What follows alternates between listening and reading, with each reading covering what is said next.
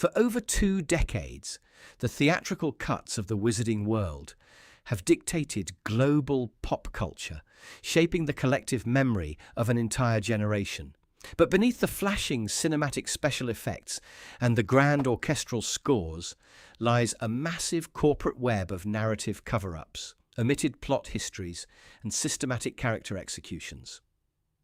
Welcome to the Potter Audit. This platform does not exist to celebrate Hollywood hype, nor does it operate on casual movie nostalgia. This is an independent forensic review of the original literary text canon. As our systematic countdown to the winter production parameters narrows, our single objective is absolute factual reconstruction.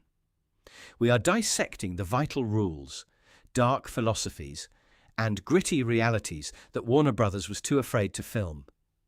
The forensic files are officially open. The audit begins now. Unsealing this tertiary archive demands an immediate descent past the standard legislative floors of the Ministry of Magic, straight into the absolute lowest subterranean tier of the deep state. The mainstream historical ledger routinely presents the Department of Mysteries as a progressive, highly structured scientific institute, a gathering of specialized academics dedicated to exploring the fundamental abstract forces of nature. This administrative framing remains an intentional distortion of the text. A forensic audit of the architectural timeline reveals that the government did not construct the Department of Mysteries to conduct objective research. Rather, the early founders discovered a series of ancient, pre-existing spatial anomalies deep beneath London and chose to build the entire executive infrastructure directly around them. By cross-examining the raw, unfiltered book canon, we expose how the magical judiciary quietly institutionalized an unearthly physical void to enforce its ultimate unspoken state authority. This hidden tier of state authority finds its absolute psychological anchor within the structural layout of the death chamber. The literary canon establishes that this room is designed not as a modern laboratory, but as a vast, ancient stone amphitheater echoing classical execution grounds. The tiered stone benches descend steeply in concentric circles, focusing all spatial gravity entirely toward a central, sunken pit. In the absolute center of this lower arena sits a raised stone platform supporting a crumbling, heavily weathered archway that appears completely disconnected from the rest of the room's masonry. The text explicitly details that this chamber breathes an unnatural, freezing climate and the oppressive silence that instantly drains human vitality. The ministry's architectural decision to preserve this ancient Colosseum layout reveals an unsettling historical truth. The state did not build a secure research containment cell. They maintained a ceremonial theatre designed to watch humanity confront the absolute void. The focal point of that terrifying arena is an anomalous physical artifact known in the forensic ledger only as the Veil. The original text describes this object as a tattered black silk curtain hanging loosely from the ancient stone arch, rippling continuously despite the absolute absence of any physical air current in the room. This constant phantom movement is not a localized magical charm. It is the visual friction of a permanent tear in the fabric of existence. The veil represents a literal unyielding threshold between life and afterlife, an absolute geographical border that defies the fundamental laws of spellcraft and transfiguration. It cannot be conjured, it cannot be dissolved, and it cannot be magically altered by any known branch of sorcery. The silk fabric is merely a physical skin, covering a spatial baseline anomaly, a permanent window looking into a total void that the ministry chose to actively lock behind layers of security rather than risk public quarantine. This spatial anomaly exerts a profound psychological pull that the book canon documents with chilling forensic detail. When human subjects approach the stone platform, The veil begins to emit a faint, overlapping chorus of whispering voices, travelling from the other side of the silk curtain.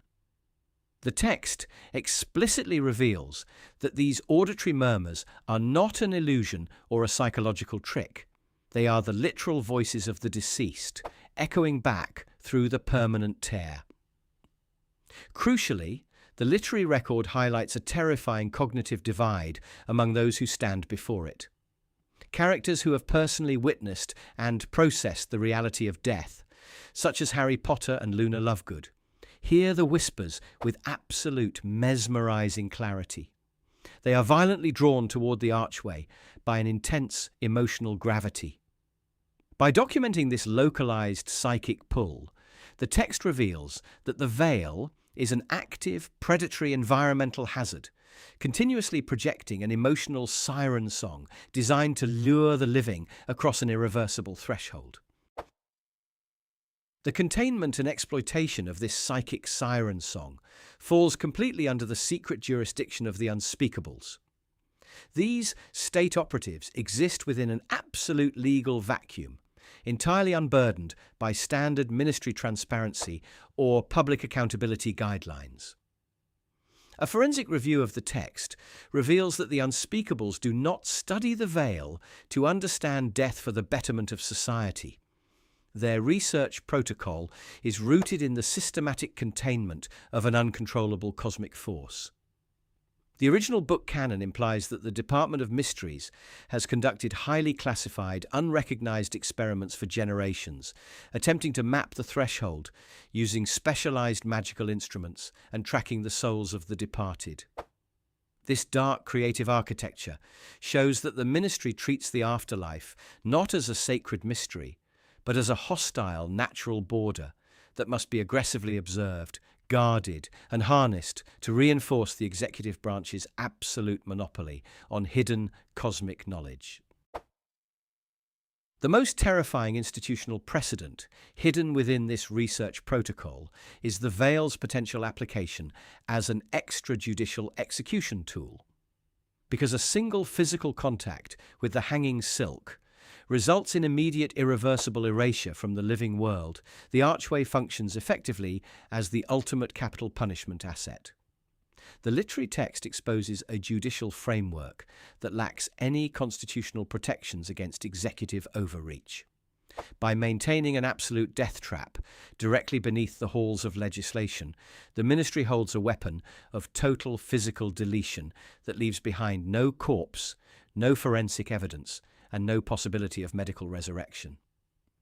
The existence of the death chamber reveals that the wizarding judiciary was built upon a foundation of absolute permanent threat. The veil is not merely an object of deep curiosity. It is a silent, state-sanctioned void designed to sit beneath society as a permanent reminder of the state's absolute power over life and death. The absolute finality of this state weapon was demonstrated with devastating narrative weight during the fall of Sirius Black. In Chapter 35 of The Order of the Phoenix, the text details the exact physical mechanics of his demise, a sequence that completely shatters the clean conventions of traditional magical combat. When hit by a stunning spell from Bellatrix Lestrange, Black does not die from the curse itself. Rather, the kinetic force of the impact causes him to fall backwards across the threshold of the archway. The original text describes the horror of the exact moment his body makes contact with the silk. He does not hit the ground behind the arch, nor does he reappear on the other side. He simply vanishes into the fabric, his identity instantly deleted from the physical universe. This sudden, absolute erasure provides a visceral demonstration of the veil's true terror, showing that the physical laws of the world can be completely undone in a single fraction of a second. This sudden, absolute erasure inflicts a unique psychological trauma upon those left behind, completely transforming the natural process of human mourning.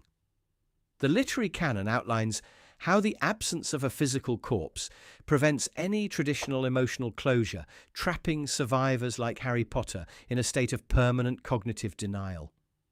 Because black simply slipped behind a curtain, the human brain instinctively rejects the absolute finality of the death, leaving the survivor to believe that their loved one is merely hiding just out of sight. The text explicitly details Harry's frantic, desperate search behind the archway immediately following the battle, a heartbreaking sequence that exposes the sheer cruelty of an environment that leaves no physical remains. The veil does not just claim the life of the target, it inflicts a permanent fracturing psychological scar upon the living, rendering the boundary between life and death an unyielding source of perpetual mental torment. This profound psychological complexity was completely systematically erased by the corporate production pipelines of Warner Brothers. In director David Yates's 2007 cinematic adaptation of The Order of the Phoenix, the deep historical architecture of the Death Chamber was entirely simplified to serve a fast-paced, mainstream theatrical runtime. Hollywood production logs reveal that the corporate studio decision to have Bellatrix Lestrange cast a literal killing curse at Sirius Black prior to his fall radically altered the thematic baseline of the scene. By turning the veil into a simple decorative backdrop for a standard movie death rather than the active cause of his physical erasure, the film reduced a complex critique of an institutional void into a conventional action cliché. This choice shielded global theatre audiences from the true body horror and existential dread inherent to the book canon, prioritizing visual spectacle over intellectual depth to secure a highly profitable, family-friendly blockbuster franchise. The lingering consequence of this corporate mitigation is a global fandom largely blind to how the Ministry of Magic uses the abstract forces of nature to anchor its deep state control. The text demands we recognize that the Department of Mysteries is not an innocent library of curiosities, but a highly weaponized, bureaucratic shield engineered to hide the most terrifying realities of existence from the civilian population. The veil stands as an unsettling monument to a government that chose to construct its entire hall of legislation directly over an inescapable, unearthly abyss, normalizing an extrajudicial death trap to preserve its own executive comfort and political authority. As the production parameters for the 2026 television adaptation materialize, the creative staff faces a monumental opportunity to finally reject the softened Hollywood filters of the past, restoring the raw political horror of this dark chamber. The forensic truth remains locked in the text, awaiting a reconstruction that refuses to look away from the void hiding right behind the state seal. The forensic files for this specific case study are officially closed, but our systematic countdown to the winter launch continues to accelerate. The historical text canon holds thousands of hidden secrets, structural plot holes, and corporate alterations that must be brought into the light before the cameras roll.